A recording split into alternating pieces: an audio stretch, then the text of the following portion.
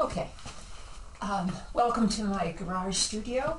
I'm going to try to draw the famous Engestrom triangle as I use it in a labor education situation. And I should warn you that this is, I've had a lot of arguments with people in which they say that there is really only one activity system going on in any particular situation, and I am going to argue that there, in the workplace, there are two. One is the activity system of the workers who are trying to make a living and not get exploited or humiliated or beaten down or injured or whatever in the course of that. And this is in competition and conflict with the employer's activity system, which is to use their place of business or their industry as a way to make a profit. So let's say that the labor education class has been going on for quite a while, and it's got all kinds of different people in it, people from many different workplaces, and they are thinking of themselves as leaders in the workplace, but they're also thinking about the members whom they either represent or would like to represent, or are people whom they have to educate. And often one of the first things that people comment on is how little American workers know about labor as labor in the sense of representation, not work, but actually, labor as representation and trying to prove things. How little they know about labor history or labor law or labor culture or anything. That stuff is just not taught in school. It should be taught in, I think, 7th, 8th, and 9th grades before any kid goes out and gets their first job working in a grocery store. But it's not. In fact, it's suppressed, and we have the cultural hegemony here is that employers are job creators, and that they provide the ladders towards a happy middle class life, and we simply know that that's not the case. So after a certain point, somebody will say, a whole lot of education has to go on here. We have to have a lot of education. There's a lot of stuff that we have to learn.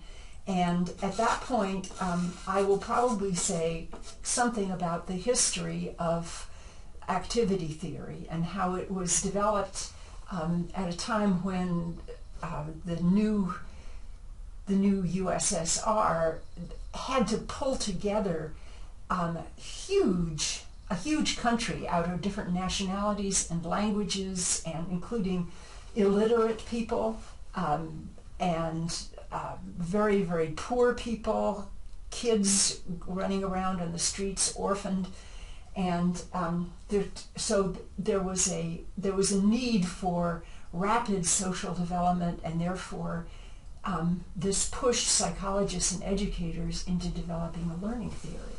So I would say then that this is also a time of rapid change, and it has been ever since, it always is, but it's been increasingly acute since about 1973, when the neoliberal agenda started running the way our country goes. And so therefore we need to understand broadly how people learn and what that kind of learning looks like. So we begin by talking about the community. This is the community of workers or people that you are with, and you know them, you're close to them, but you are the one who has decided that you're going to have to do something about the situation. And therefore, this is the part of the triangle that says division of labor. And imagine that I'm writing on a blackboard or on this is a flip chart, but it's very awkward, and so luckily you can read my writing. This says division of labor, and out of that division of labor comes some leaders. These are the people who are going to relate to the community, stay very connected and actually represent the community, but you're also going to carry back thoughts and plans and explanations for things. So this is a tight relationship, but through a division of labor, there are a few of you. Also, it's not just one person by yourself. It's a bunch of people. It's collective. And the collectiveness of the leaders plus the collectivity of the community is essential to the idea that the knowledge that you are developing and utilizing is not just one person's knowledge, but it's collective knowledge. Okay, now, here is the activity theory triangle starting to shape up. Down the left-hand side, we have the context, basically the context in which this is going to happen. Let me first make this line, which is the purpose. Okay? Here's the context. You're going to have to be thinking about the history, the rules, customs, laws, cultures, C-U-L, cultures. This is the context in which the change that you are trying to make is going to happen. And you need to know a lot of this stuff. This is where people get their expectations. This is where people, this is where you're thinking about, is something legal? Has it ever happened before? Is it successful? What is our history on this about? What is the history of our industry? What's the history of our union? How did the leaders who are at the top of our union get there? Where do they come from? What are the cultural things that we do to bind us together and to strengthen our collectivity? What are the rules among us? How do we want to behave towards each other? What are the rules of representation that make sure that the leaders actually reflect the desires and bring back the thoughts to discuss in a democratic process back to the community? So this is, as soon as I start making that list, you can see what a tremendously interdisciplinary subject labor education is, because, of course, people can know that they need to know history, but that doesn't mean they know history. I mean that, there's a tremendous amount, there's a whole field dedicated to that.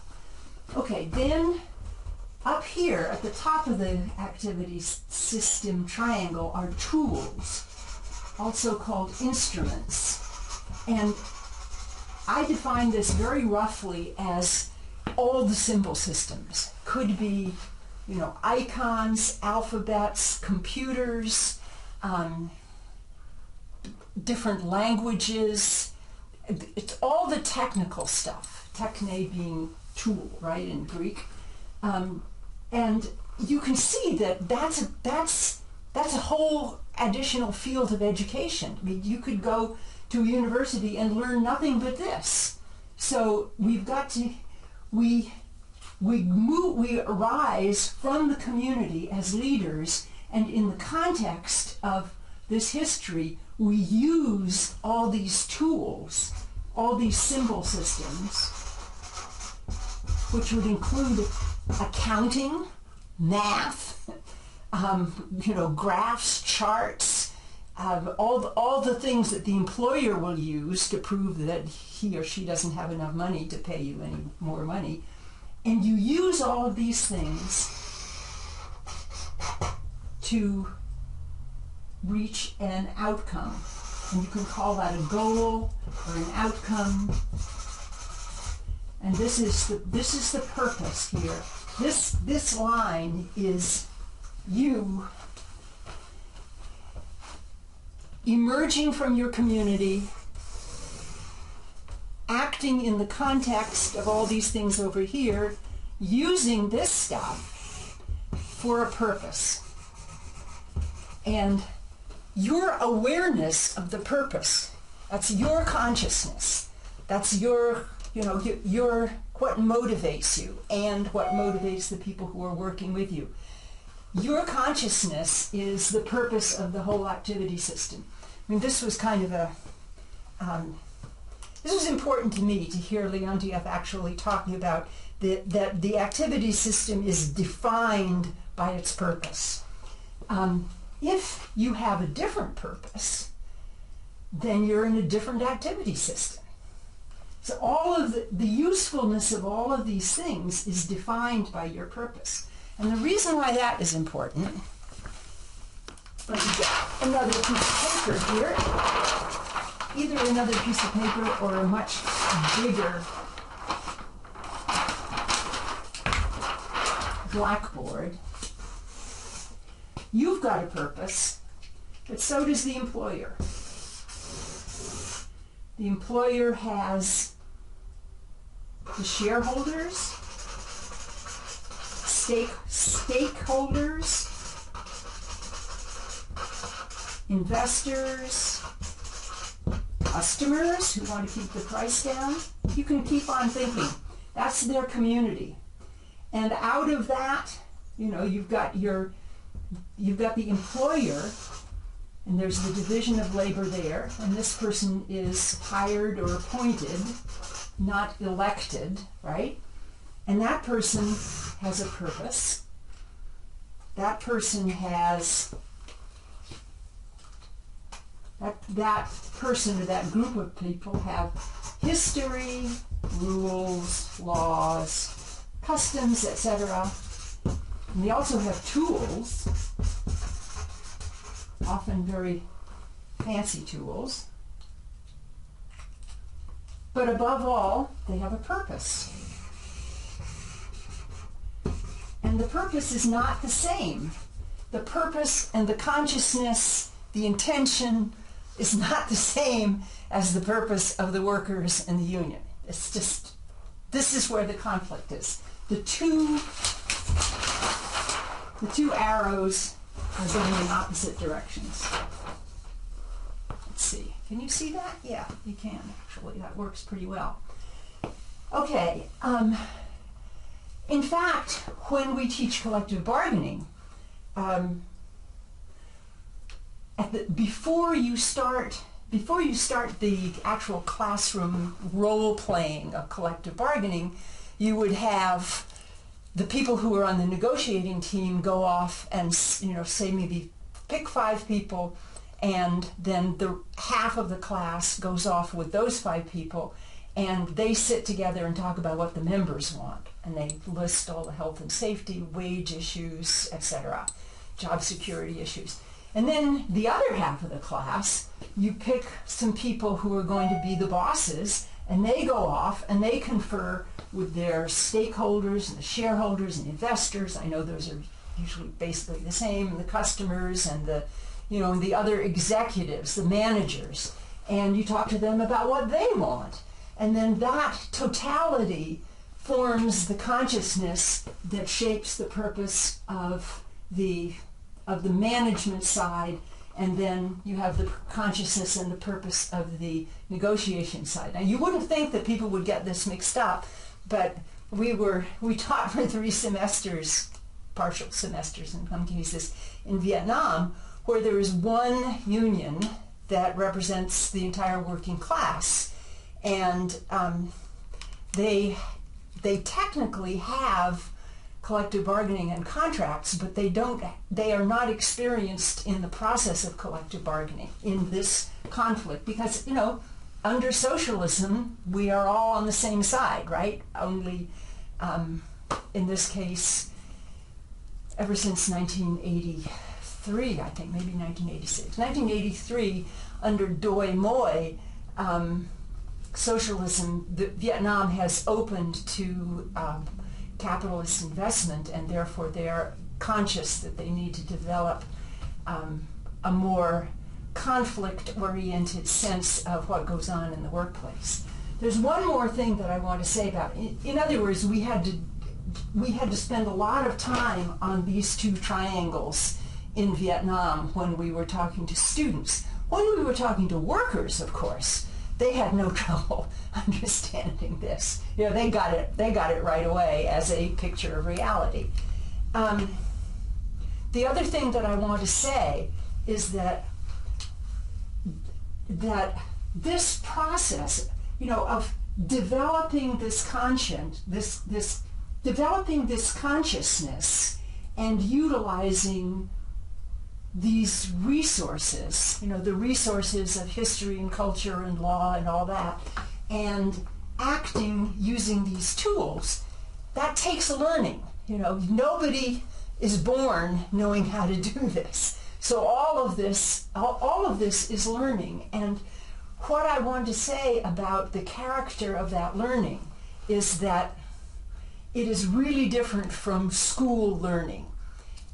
In typical school learning, people are, you know, judged to be smart or dumb, or middle of the ground, or motivated or unmotivated, and they are tested individually. You know, you learn something, then you take a test on it, and then you get a grade, and 99% of the time you then move on to something else and don't think about what you learned very much unless you apply it, which is a treat when you can do it. And